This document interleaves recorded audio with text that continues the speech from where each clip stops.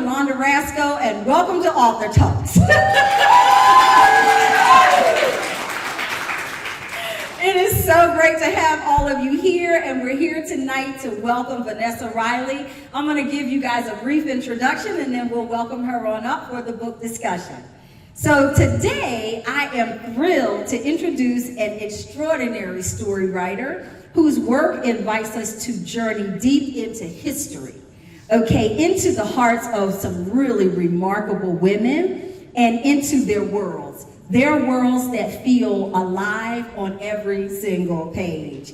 Dr. Vanessa Riley is an award-winning novelist whose books have captivated readers and critics alike, immersing storytelling, impeccable research, and unforgettable characters. Her catalog spans historical fiction, historical romance, and historical mystery with more than 31 novels. That should get a round of applause. I would say 31 novels, and they all celebrate Black women and women of color in various eras, from England to the Caribbean. So her writing is astounding. I would say, let me just tell you a little bit about, she has critically acclaimed books including Island Queen, Queen of Exiles, and then the emotionally rich Sister, Mother, Warrior. Her stories are beloved for their really depth of heart, dazzling diversity, and unflinching courage. Let me tell you about some of the awards that she has won, such as the 2024 Georgia Mystery Detective Author of the Year. That was 2024. 2023, she won Georgia Literary Fiction Author of the Year. Right. She's good at what she do. And she has been praised by outlets including the Washington Post, Entertainment Weekly, NPR, Publishers Weekly, and the New York Times. What you don't know or may not know about her background and her professional accomplishments, Vanessa, she is a PhD in mechanical engineering from Stanford. Exactly. You want me to say that again? From Stanford, a PhD in mechanical engineering from Stanford, along with many STEM degrees from Penn State, and a background that infuses her work with the rigor of research and the curiosity of a storyteller. She really brings those two together in every book, including this book. So beyond her professional accomplishments, Vanessa is beloved for her warmth and her humor. She's an avid baker.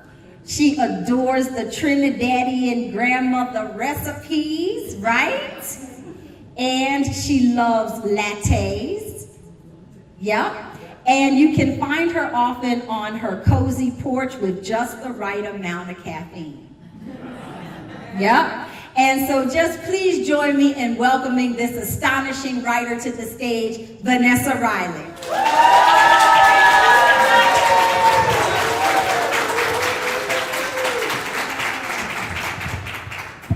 Come join us. Thank you. You got your swashbuckler, Are we supposed to fight now? Yeah, let's fight. Bam, bam, bam, bam. We ain't playing, look.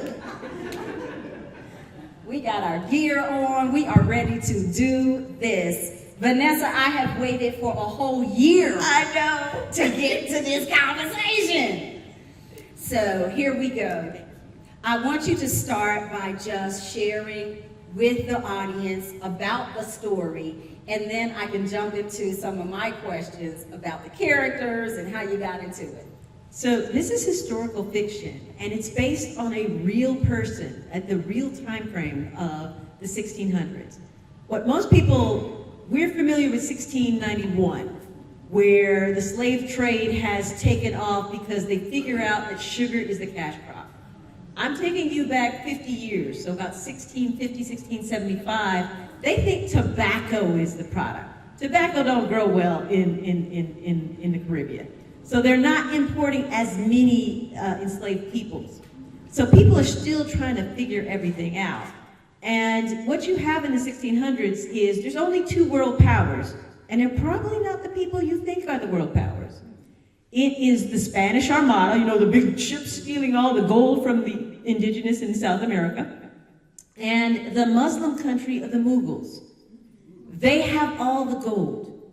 So every other country, England, France, Portugal, the Dutch, they have made piracy legal. They say, you give me a little time, because you know we in a church, you give a little time, we're going to look the other way, and we're going to let you have a license to be a pirate. So that is now an actual occupation. I could be a sailor, I could be a minister, I could be a pirate if you were a man. If you're a woman, you only have two roles in this world in the 1600s. You could be a wife or a wench. Or as a friend said, a hoe or a housewife. But there are women like Jacquotte Delahaye who want more.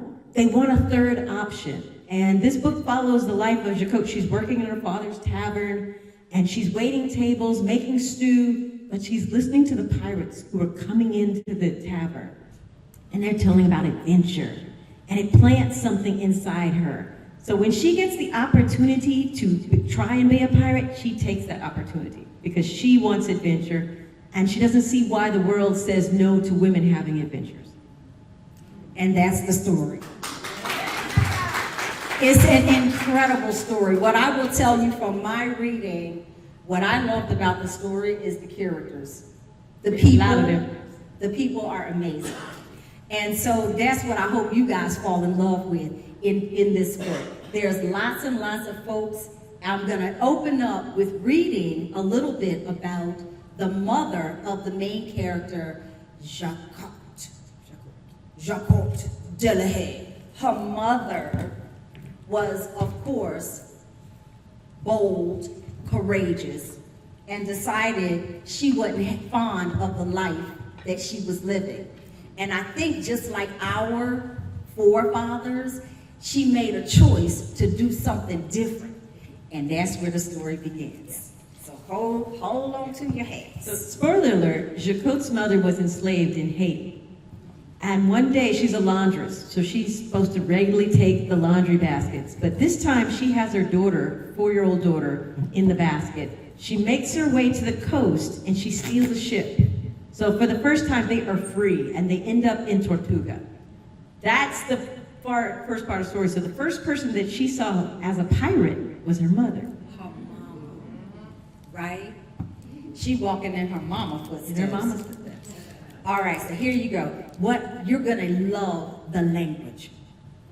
When my mother left this world, she bore a curse on her lips, sweat on a pained brow, and a dead arse stared, pinned on me. You, Jacquotte Delahaye, she whispered, you're my legacy. Make something of your life. Me hiding outside the tavern she built with ale-soaked hands, refusing to go inside, isn't what she meant. The growing darkness hides me. White cobbles near my feet grab bits of the fleeting daylight, holding on to it, illuminating a path beyond the tavern.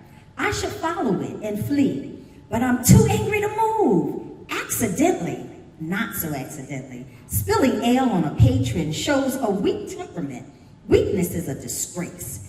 If I'd been smarter, I'd have held in my fury, left the tavern and all those silly men, and chased the twilight to the shores, but I wasn't. I dumped a tankard of ale on a lousy patron's lap, on the habitation where I was born. Back in Hispaniola, my actions would have been whipped. Mademoiselle Delahaye, come back here. That's the upstairs field, hired to watch my baby brother while I cook. My gut tightens. Something could be wrong with Josiah. Part of me wants to check. The angry part of me remembers that this woman is paid monthly in silver, a whole piece of ink to protect him. Is she trying to shirk her responsibilities onto me? Mademoiselle Delahaye, You're needed back in the kitchen, she says. The pottage doesn't look good. I should tell her to get a bowl. Everyone loves my pottage, the bouillon I cook. In a big copper pot, I make a broth stewing vegetables, carrots or potatoes, or whatever I can grow or purchase cheaply, and chopped fish scooped over a sop. That was a bit of British filibuster, what they call little scrap of bread that sticks to the bottom of the bowl. You good, girl, you good. Y'all like that? Keep reading. I love the language, I love the pace, I love the temperament of the book. I hope you will go and get it, and I hope you will enjoy the characters as much as I did. So that was just an intro. Jacquotte Delahaye she's in the tavern. She is in a tavern that her mama built with her own hands in the 1600s, and she wants a better life. And I call that self-determination. Absolutely. Right? And I love the self-determination of the women in this story. It's, that's part of the pleasure of bringing folks back. You have a responsibility as a historical fiction author to honor the lives you are returning to our atmosphere, because they've been discarded or displaced or just overtly hidden or lied upon. So I take very great pains. I want you to feel safe. Like some people, when they say history, they only think of chattel slavery. And there's such riches beyond that. I want you to know that we've been pirates, captains of industry. We've done so many things. And women especially have done so many great things, but they're ignored, or somebody will take credit for all their hard work. Mm-hmm. So when I find someone like Jacquotte, I want you to feel her, I want you to know her environment, I want you to know her challenges, but I do it like you're behind her, safely standing behind her, watching what's going on. You feel like, some people say it's like a movie, you feel like you're there on the ship's dock. You feel the waves hitting the boat. You smell the salt in the air. That's the kind of realism that I want you to feel. So I get the language right, I get the culture right, I know the money, I do all that extensive research, so you feel like you're really there. And we do. That is such a great point that you bring, because in the 1600s, and part of what she brings out in the story, the women just didn't have very many options. But out of that, and it's going to sound real familiar, they were oppressed. There was a lot of misogyny. No matter if you were a wife, wifery was more like slavery, right? Absolutely. And so you still didn't have your own agency. So you wrote self-determination into the lives of each of these women. Can you talk about why you chose to call that characteristic or that trait forward and show us that aspect of their lives? Well, you start with Jacquotte. Jacquotte, when you're trying to piece together these lives of hundreds and hundreds of years ago, for men, first of all, I thank you men, you guys write letters. I love y'all's letters. I find them. I find y'all's journal entries. That gives me so much perspective on the world. It is very rare to find anything written by a woman talking about her life. So earlier someone talked about journaling. Please, we need to journal. Everyone needs to know the chaotic things that we're living through now, our perspective. So you have Jacquotte. She is a tavern worker. She works in her father's tavern. But then she rises to be a captain of a pirate ship. How does one go there? Right. You have to have something in your middle. Something burning inside that says, I can do better, I must do better. And so one of the things I want to make sure people understand, these are ordinary individuals. Because I hate when it's the magical Negro. You are the one chosen, you're the special one, which basically translates that you can't do it because you weren't chosen and you're not special. All of the women I've ever written about were ordinary women who seized the moment. They saw the opportunity, they steeled their courage, and they took up their swords, or rapiers, and went ahead and did what they had to do. So that's why you know, some people might have started the book in the middle of the piracy. No, I want to like, let's make this make sense. How do you go from point A to point B? And so you see her rise, and you see her challenges, and you see her not necessarily being the smartest person on the block several times. Luckily, she gets a crew of people around her who can, when you have a weakness, you partner up with somebody who's stronger in those areas. So you see her building up so that by the time she steps on that boat, you know she's ready. Mm-hmm. You know she's ready for this challenge. And when she becomes a captain, you know she is going to be the best captain that can be in that time frame. And you know what, you bring up another point that I was going to go to. The other interesting thing is how she connected with her sisterhood. She created like a whole crew that became her sisters. Her sisters. And how many times do we do that out of necessity? So let's talk a little bit about each of the sisters that came into her life. They didn't just, you know how you just meet somebody at a party, or you go do laundry and you run up on somebody and you have a conversation. Next thing you know, you hit it off and one thing leads to another. Similarly, but their experiences introduced them. They all had some, I'm not going to give it all away because it's hard to tell the story without giving it all away. But they all needed each other. Let's talk a little bit about the community that was built in the book, and they became a crew. Absolutely. So in order to be a pirate, they're not just going to say, let's take the women and let them, no. You have to go into secrecy. Mm-hmm. You have to disguise yourself as a man in order to be a pirate. All right? And you don't know which boat in the harbor is actually going to be the one you can take over or is going to have a mutiny. You need a spy. You need somebody who knows what's happening. So there's a person called Lazao in this book who's a dream igniter. She literally listens to people's dreams and she connects. She's a spy. She's a sex spy, but she's a spy. And she gets this information. She barters in information. She barters in information. That's a good way to put it. She's bartering for information, but she finds out, and she's helped numerous women in order to get on these crews. So when Jacquotte meets Lazao, that's a dream igniter, and she's able to feel comfortable enough to tell her dreams, because you can't tell everybody your dreams. And Lazao might not have been the perfect person some of the times one of the messages, we think help should look a certain way. And help came in a different form. And she had to be open to be able to receive the help. Then you have someone like Bahati, who's been a pirate, who's been out there. She is doing everything so that her nieces are protected and have money. She is in it for the money, but she knows she has to come back because she is taking care of the next generation. She's an old salt. She knows how the sky. So she's one of those people, she's observing what's going on. And she already sized you up. I know you're lacking on this. Right, you don't mess with her. Yes.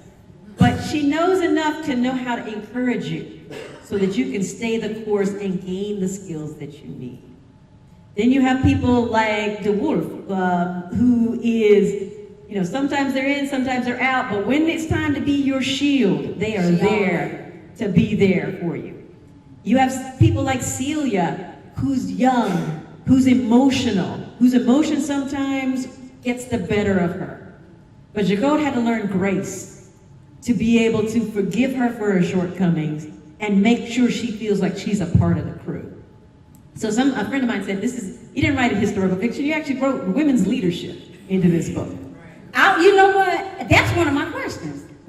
Because she taught me a new form of leadership that I don't embrace typically. Y'all know me. I'm very direct. I'm not very nurturing and all of that. You seem very nurturing to me. Well, in this book, Jacquotte takes on her captainhood as if she is mother to her crewmates. Like she thinks of them, she abandons everything for the sake of her crew, like a mother would. She has opportunities that come to her, and she's like, nah, I gotta take care of my crew. And she says, they are my children. That is my form of leadership. That's how I lead them. That's how I love them. I serve them. That was a different kind of leadership, if you ask me. And I really wanted to know how you came to form that characteristic in her, because that is a different kind of leadership. You know, ain't too many folk walking around talking about my co-workers are like my children. But women lead differently, though. I mean, if you make a study, for men, there's something called the hero's journey when you write, which basically we have the chosen man, he's going to do certain things, and then people fall in behind him and he's still charging ahead. Yeah. Women are consensus builders. Women look at, how am I going to bless the community with my leadership? That is something that's in us. And so I knew that when she finally became a pirate captain, it had to be different. It had to be different than, everything. And there's nothing wrong with a paternal, cystic lens for leading. But there's something really cool about the way she chose to lead. And the way that we were enabling our special gifts. Because she is a woman. She's been, and the point at which she, spoiler alert, point at which she becomes a pirate captain, she's able to show who she really is. She's no longer in hiding. And she has a crew of people, men and women, who are following behind her. That is part of the history that I was able to glean, and so it had to be in this story.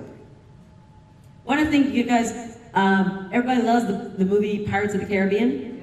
Yes. Yes. You don't walk the plank. Okay, that's a fallacy. It's just something cool for the movies. And 20 to 30% of the pirate crews in the Caribbean were black. So when you go through and you look at that movie and all you see is Medusa, that's not quite right. 20 to 30%. They don't get it right. And here's the other thing about her leadership. I want to go to loyalty.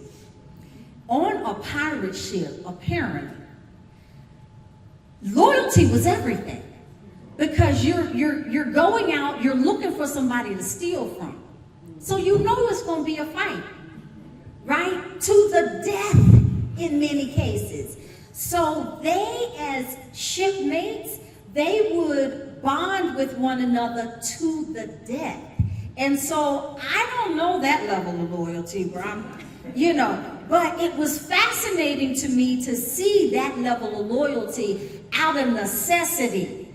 And I wonder, I hate to wonder, but I wonder if we're going to get back to, or we're going to need to have again that level of loyalty among one another as we're going into the new society that we are all stepping into. So I wanted to ask you about your thoughts on loyalty. There were codes of honor among pirates, among thieves. It's like, you think about it, you guys are actually thieves, but you are like some of the most honorable thieves I've ever researched. Right? So when you get on a pirate ship, everybody is treated as equals. Now I want you to picture this. So remember I told you 20 to 30% on the top of the boat are black. Because they're not asking you who you are. They're not even, in most cases, asking your sexuality. They just assume you're a guy. You're doing what you're doing, right? Yep. And they're asking you, can you rig the sails? If you're willing to go and hang off the side of the boat and scrape barnacles off the side of the boat because they will eat through the wood, are you willing to do that? And the major thing is, if we go and attack another ship or a colony, and I give you a sword in your hand, do I have to worry if it's going to be in my back? Okay? So when they vote, everybody has one vote as a pirate crew. The captain actually has two, but everybody else has one vote, and it's majority rules. And when you say you're going to be a part of this crew, majority rules. Now, why is that important? Because one of the biggest things is chattel slavery. I told you it wasn't popping off yet, but it's still there because have anybody seen that meme on social media where the guy, what's the most traded thing in the 1800s? And it's a classroom and a young black boy raises his hand and they go, correct. Oh. Okay? We are That's sad. the universal currency. I found records, and in the Caribbean, it was all about Spanish money. So I found these records, and it was like 17 guineas pewter urn, 5 guineas silver bowl. And I'm like, that's interesting. Why are they using English money in order to do this transaction? And I was kind of like, okay, I took a picture of it and just put it to the side. Then I read the pirate Henry Avery's letter. He was explaining to the magistrate in England, he was sorry for stealing their ship. But he refers to all of Africa as Guinea. So it wasn't the English coin on those records. That was 17 Africans equaled the pewter bowl. That was 5 Africans equaling that urn. We are the universal currency. So when you're on this pirate boat, you have to vote, because if you hit a Spanish ship and you've got these gold and whatever on you, if you're found, they're going to hang you. They're not going to ask questions. You are dead. So they have to basically money launder and take those gold and take those artifacts and turn them into something else. We are the universal currency. But pirates have to vote and say, are we going to deal in chattel slavery or not deal in chattel slavery? And some pirates said, no, we're not going to do chattel slavery. And some pirates said, yes, we will do chattel slavery. So just think about that at the top. You could be mixed, all these different people, all these at the top of the boat, but yet still have chattel slavery in the bowels of your boat. In the bowels of the boat. In the 1600s. In the 1600s. I went to Florida, and I actually got on a frigate. It was a 1700s frigate, but basically the same type, because I wanted to know, when you're in the cruise cabin and you're in that hammock, what can you hear? So when I went in there, I could hear the water slapping against the bottom of the hull. I could hear people walking over on the top. That means you could hear everything that was going on in the hull. So once again, you may be railing against chattel slavery. You may have been a freed enslaved person, now part of this crew, but if your crew voted for this, you've got people in the boat. So it's a complicated, complex world built on loyalty. Right. And, that's in the book. And economy. And it was still built on slavery, is the bottom line. And these were women who knew suffering and understood suffering, knew homelessness, knew not having anything or anybody. And then they made something of themselves, but in order to launder their money, basically, they had to take on slaves, the guinea. And then they had to trade them in order to save their own selves, because the coins that they had stolen could not even be spent. They had to trade those coins for something else, money laundering. In the 1600s, on the backs of slaves. I know, it's a story. But it happened. But some boats did. Some boats were able to, go into the ports like in Port Royal or Petit Goave and exchange the money really quickly at the warehouses. But some did not. Some decided that they didn't, because if you've ever been to a country and you try to change currency, they're ripping you off, right? Pirates, same thing. So they would try it. So it's like, this is the world. And so the book goes through and shows you where people stand and what's happening and those sorts of things. Her relationship with her brother Josiah. Ooh. Josiah. Her baby brother, he wasn't mute, but he just didn't talk. He was mute. From birth? Yes. Okay. It was complicated. So the pieces that I gather, there's a complicated birth, and so there was defects based on the birth. And so as an author, you'd have to decide, how am I going to represent that? Because what I'm tired of is people leaving these folks out of the story. So I try and show you a whole gambit of people. So with Josiah, I knew it was a difficult birth, and he kind of just drops off the record. Yeah. And so you have to invent, what am I going to do with this life? So I make him mute, but he's impactful in the story. Once again, I am not a fan of erasure. I fight erasure daily because there are people who don't want these stories. I mean, it's pretty obvious. Y'all see this. They don't want these stories out. And so once I do the research, I have to figure out, how am I going to put all of this in? because I'm not that person where I'm only going to put in, because, truth be told, when I pitched this, they may have thought this was like girls trip in the Caribbean. And I'm like, You mean the publishers, when you pitched it to the publishers? They might have thought it. This book has had 3 different titles. It started out with Black Lady Pirates. Then it was Ashes on the Sea, and somebody's like, is that a crematorium? And now we're Fire, Sword, and Sea. So it's like, the expectations based on what the book delivered, and I was like, but my thing is, I'm not going to erase truth. I am going to give you the best story possible that's going to illuminate the history. It's going to showcase our bravery, because that's what, I'm pro-woman, I am pro-man. I'm going, like, one of the richest pirates is Lawrence de Graaf. Lawrence de Graaf's mother was from Haiti. They paint him as blonde, or with red hair. His mother was from Haiti. First generation, probably from Africa, okay? He's one of the smartest men alive. And when you realize what he does, y'all gonna look at some of our institutions very differently.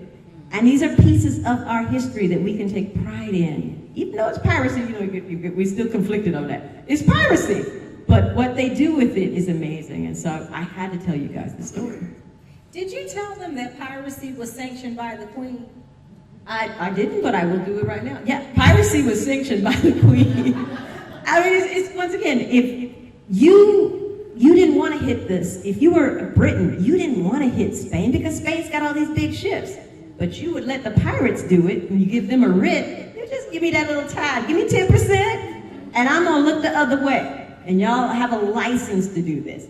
And, Portugal did the same thing, the Dutch, everybody who's fighting in the Caribbean, the French, they all licensed it at different times. And when their colonies were getting attacked, they would go and say, hey, pirates, we'll pay you some money, you can pretend to be our navy and protect our colonies. So this time frame is, most people focus 1750s on up when it becomes illegal again, because now Britain has its navy and they're starting to colonize and take over different places. France is very aggressive. Spain has kind of receded back because everybody was hitting them over on this continent.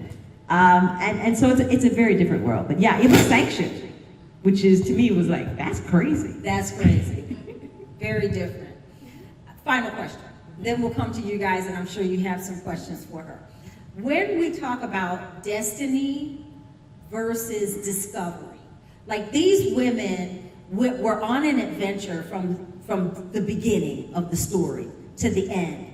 And some of them felt like their explorations were destiny. But some of them felt like they kind of stumbled onto piracy and this new world and this new way of living. Was that intentional? Yes. When you sit back and you have a big cast of characters, everybody's journey has to be different, because I want people to see themselves in this book. So everybody couldn't have their acts together. Some people, it was like by happenstance, I just happen to be in the right place, the right time, and I want to seize this opportunity, because that's how we are. Mm-hmm. And then there were people I wanted this from day one. That was Jacquotte. I wanted it from day one. I'm going to do whatever I need to do to be there. There has to be, as we move forward, there has to be room for everyone. We all want a goal of being happy, of living free, of being able to pay for our dreams and our desires and our homes and our families. But we have to be able to be not a monolith. We are all these different peoples of all these different hopes and all these different ways of thinking. There's got to be room on that boat.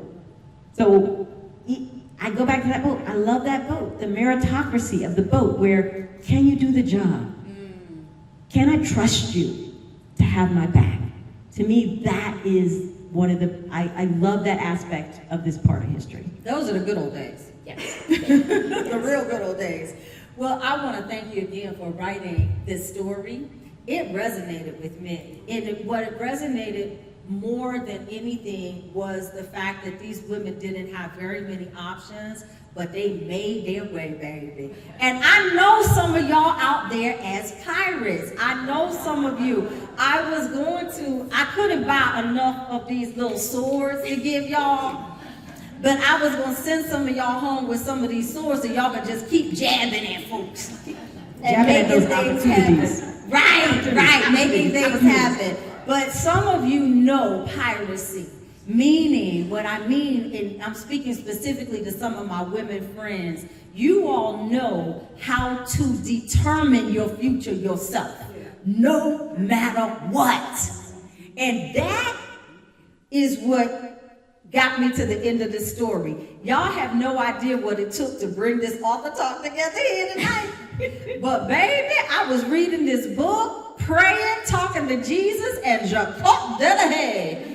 And all of them got me through it. So if you love the story, I want you to be sure to grab a book before you leave. Let's open the floor to any questions. Anyone? Keith? He's way back there. Come on, you got a question, darling. It's not really a question, but I think that Jacquotte's father is really worth talking about as well. Yes. I think he did a really good job with showing how he gave her the perfect balance. He encouraged her strength, but then encouraged her to be a wife and conform to society as well. And then shocked everybody at the end with his strength. Yes. That's interesting. You bring up a good point. She read the book, boys and girls. Yeah, bring up a good point. That's a love good it. one, Chad. Okay. Yeah, her father is very important, right? Her mother dies young. Who is leading this young woman, right? But he's also a man of the times. He's French. He's a white man running this tavern with pirates coming in every day. He needs the pirates' money, but yet he wants her to marry a politician. He wants her established in the colony that's being formed in Tortuga. So he's very conflicted, but he loved his daughter, he loved his son, and tried to do the best that he could. He honors, Uzukuma, his wife. He honors her because, spoiler alert, his expectation is that Jacquotte is going to take care of the younger brother, right? He could have gotten remarried. It didn't have to be Jacquotte's. But because he loved the mother so much, at least in my mind, he loved the mother so much that he never remarried. And he did the best he could, but he is a man of the times. So it's a balance when you're writing these stories. But I like that. Good question.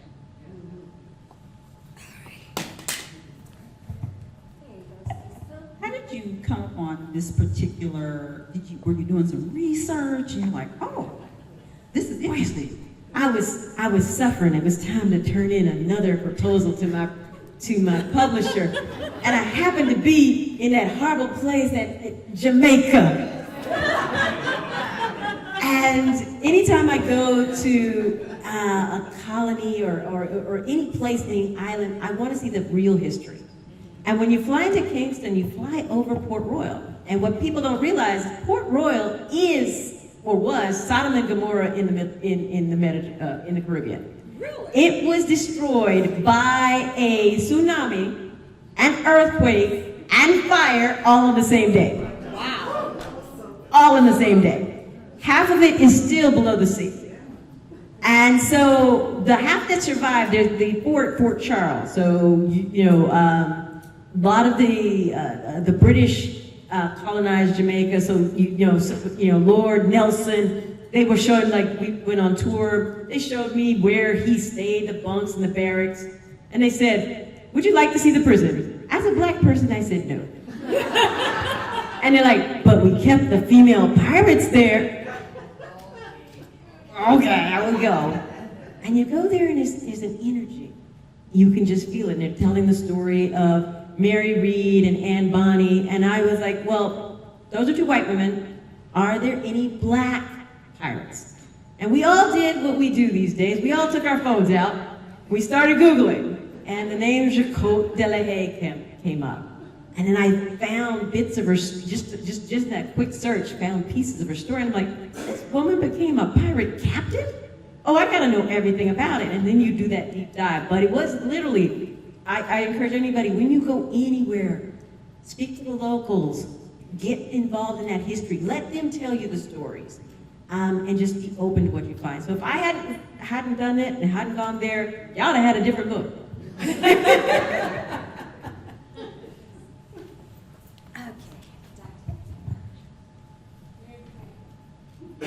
It is such a fascinating story to really, I think, sort of dig into, and I'm really excited about being able to read it. And I'm curious, over 31 novels now, what it sounds like is that you really have positioned yourself to tell our stories in a way that makes that our story come alive again. And it also makes you very unique in that way. And I imagine that sometimes that can be lonely, and it maybe has a tinge of not being celebrated in mainstream media when you tell our stories. But it is so vital on a night that we could come together this evening and hear it. And I just want to say thank you. How precious it is for our stories to come back to us in this really beautiful artistic way that you can make our history alive again and exciting. Yes. And for us to want to dig in and to know more. Like all of us, I think, are going to leave and we're going to do our own Google deep dive. And so I just wanted to say thank you. Thank you for inspiring us. Thank you for re-encouraging us and reigniting what is necessary. And that's for us to go back so that we can look at that, so that we can continue to go forward. Because your book is at a time where we're meeting the moment.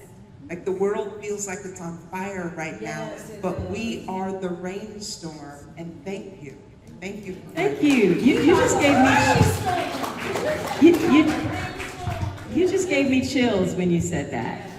One of the things I want to let you know is, like, I was actually doing a search earlier, and I am, with the number of titles, I am one of the Americans writing in the list, you know, like the Marlon James and all these sorts of things. I'm like number 10 on this list of people writing about the Caribbean experience from the American point of view or being published by a traditional publisher.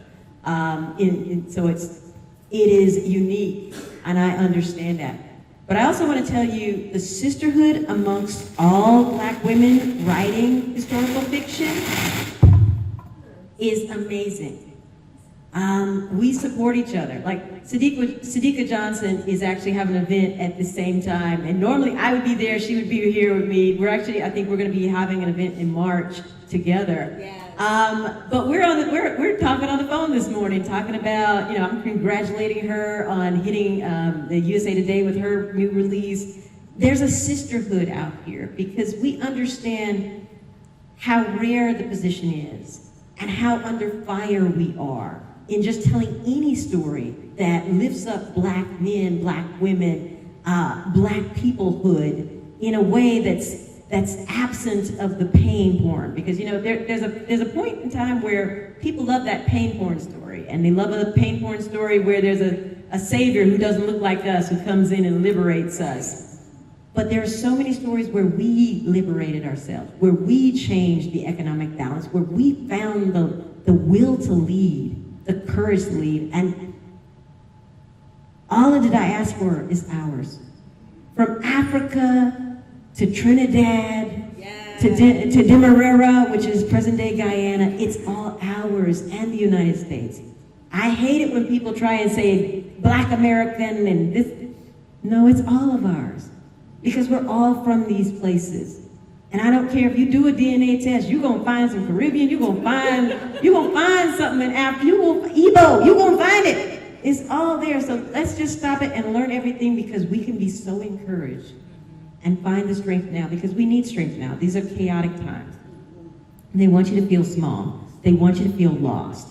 And women and men rising up, saying, I don't care what you look like. I don't care what you're doing. Can I trust you?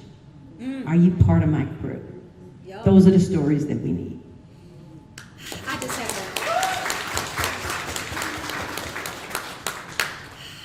There's another question. So I do have two questions. One for for you personally. So I had no idea you were in STEM and had a PhD in engineering. Big time nerd girl. Me Big too. time. So I'm also in STEM, but I have this superpower! yeah, this extremely logical side, and then this extremely creative side. Yeah. So how did you make that switch to become a full-time writer? Okay. And then my other question was more about Jacquotte Delahaye. And as a mother, I just wanted to go hug this girl and take care of her. I just really, like when the book ended, I kind of like missed her. And so I'm wondering, because to me, the fire element was really strong in the book. So do you think she was ever really happy? She got the adventure, but it cost her. You just unpacked That's a whole book bunch of 2. things. That's the next book. Actually, it's not, but that's okay. When women make choices, there is a cost. So fire represents the cost. Sometimes you have to burn it all down. I was listening to all this stuff, burn it all down. I was listening to all that when I'm writing it because there's a cost. And so fire is replicated, and it's a thematic thing through that.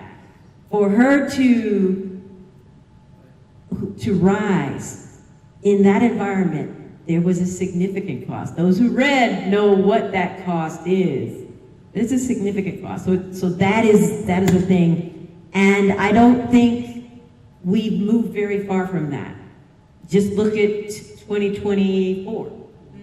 The cost and the so many women are now out of jobs. So many things have changed because we took stands, right? So there's a cost. We've not escaped that. But there are people who rise above the cost and say, I'm going to move ahead. Now, back on the STEM part, it's my mama's fault. I was a kid who loved both science and writing. My mom, she made sure we were readers. So we're Baldwin, Thoreau, Shakespeare, Austen. We're heavy. Angela, we're heavy in that reading, right? And my father is from Trinidad and Tobago. Little girl, come here, let me tell you a little story, right? So he's a storyteller. So you've got this thing, but he was also an accountant. So he was real good at math. And so at certain points, I'm on the science club and I'm doing all these different things, and my mom sits me down, baby, you need to be able to pay your bills. Okay, and writing at that moment in time, often as we look at it now, it's like 1 in a million get that shot. There was no indie publishing, so you had to get picked and be that special person to be picked by the traditional publisher. So it wasn't a real opportunity. So I went the math route. She is absolutely right. Your bills do get paid when you work for General Motors. But for me, the STEM part teaches you to always ask the questions how and why. How does something work? Why is this system working in this particular manner? And so for me, it enriches the story because I'm going to make sure you understand the logic of that world. Some people say history pieces are I'm just dressing up in costumes and doing things. No, I'm gonna make you feel the economic system. I mean, one of the first things I do is, how does money work in this world? How do you make it? What do you spend it on? What's the values? And I will do as much research as possible. And last thing I'm gonna say, if you're a STEM person, you can crack a database like nobody's business. You can make it talk to you in certain ways that nobody else can. That's your superpower. I'm gonna tell you right now, it's your superpower. You can get all the goodies. Get those goodies and write us some more books. We're gonna have to have you on main stage in 2027, so I'm gonna look for your work. Okay. Any other questions? Oh, we do have another? Should we let her do another question? I let her. Oh. Since the first one was so good. I was really curious about your intention with the love story between Jacquotte and Lazure. There was no, when I don't know if everybody's in here read the book, so I'm not gonna, okay, so I'm not gonna give it away. Don't spoil it. I won't give it away. But when Jacquotte found out about the secret, The secret. The secret. she found out the secret, There was no shock. There was no break in the feelings. And then throughout the book, in a time period when pronouns were not a discussion, Jacquotte continued to say her. That never changed. Was that intentional? Very intentional. What people don't realize is these ships, in the 1600s, gender fluidity is a thing, okay?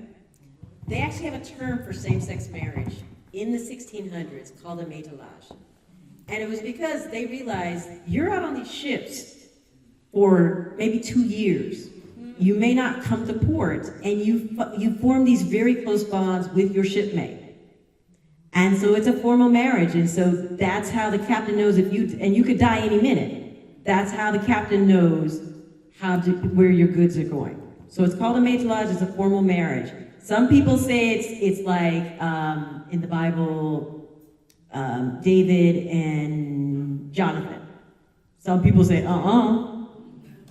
I don't know. You're looking at the records, but you have to honor people when you find them. And when I found the evidence of the Zao, as well as all of this gender swapping, I had to embrace it in the story and honor it. Because the one thing that I didn't get is the shaming that you get in the Victorians. So the Victorians come in about 1830s, 1850s, and they start rewriting the history. And they hide the fact that many of the kings, the British kings, were homosexual.